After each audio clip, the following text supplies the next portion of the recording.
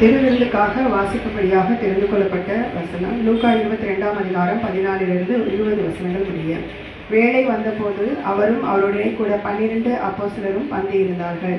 அப்பொழுது அவர் அவர்களை நோக்கி, நான் பாடுபடுகிறதற்கு முன்னே உங்களுடனே கூட இந்த பஸ்காவை புசிக்க மிகவும் ஆசையாயிருந்தேன்.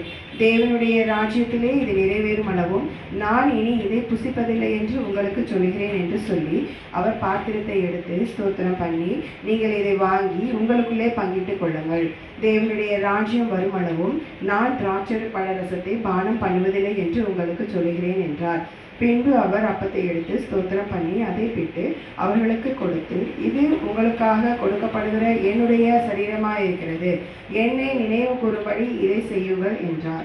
போஜனம் பண்ணின பின்பு அவர் அந்தப்படியே பாத்திரத்தையும் கொடுத்து, இந்த பாத்திரம் உங்களுக்காக சிந்தப்படுகிற என்னுடைய இரத்தத்தினாலாகிய புதிய உடன்படிக்கையாய் இருக்கிறது என்றார் என்பதே. ஆமென்.